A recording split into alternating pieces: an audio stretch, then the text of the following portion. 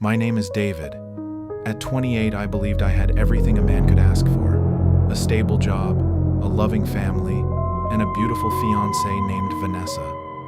We had been together for 3 years, and our wedding was only 3 months away. Every morning, I woke up grateful. Vanessa would call me before work, and my older brother Michael was always around whenever I needed advice.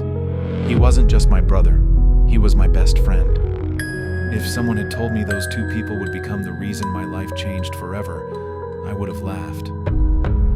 The entire family was excited about the wedding. My mother couldn't stop talking about grandchildren. My father kept reminding me that marriage was a serious commitment.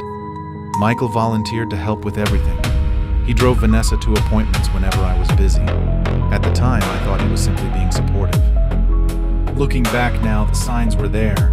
I just didn't see them. A few weeks later, Vanessa started acting differently. She was always busy. Sometimes she ignored my calls.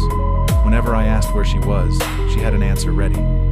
I trusted her completely, so I never questioned anything. After all, trust is what relationships are built on. Everything changed on a Wednesday afternoon.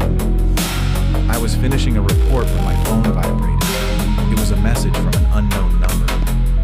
The message contained photos. The first photo showed Vanessa entering a restaurant. The second showed Michael sitting across from her. The third photo shadowed my world. They were holding hands. At first, I refused to believe it. Someone had to be trying to cause trouble. But I needed answers.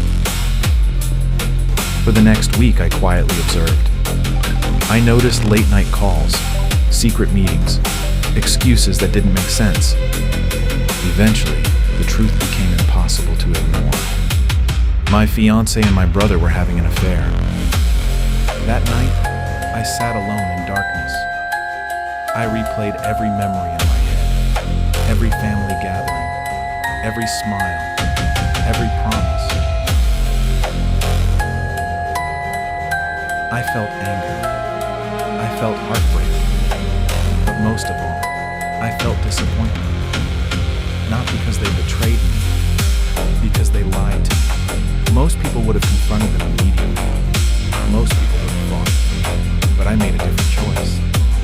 I decided they would expose themselves. A week later, I invited both families to dinner. Everyone arrived excited, thinking we were discussing final wedding plans. Vanessa smiled at me. Michael acted normal. Neither knew what was coming.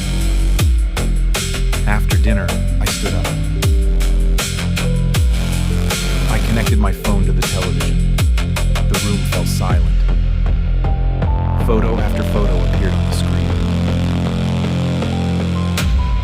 Vanessa's smile disappeared. Michael looked like he'd seen a ghost.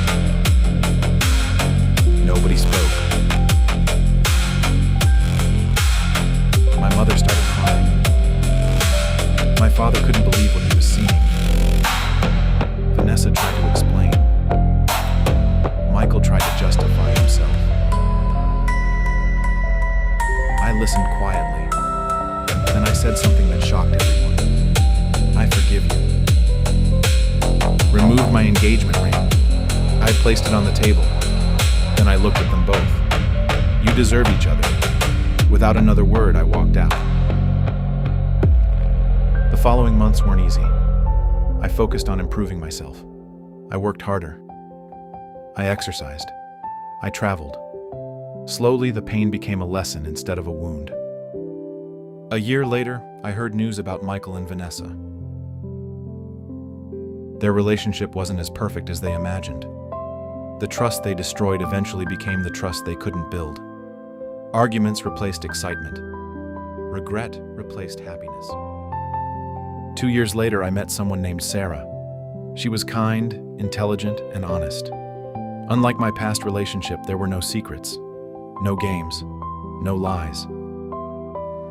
Today, as I tell this story, I realize something important.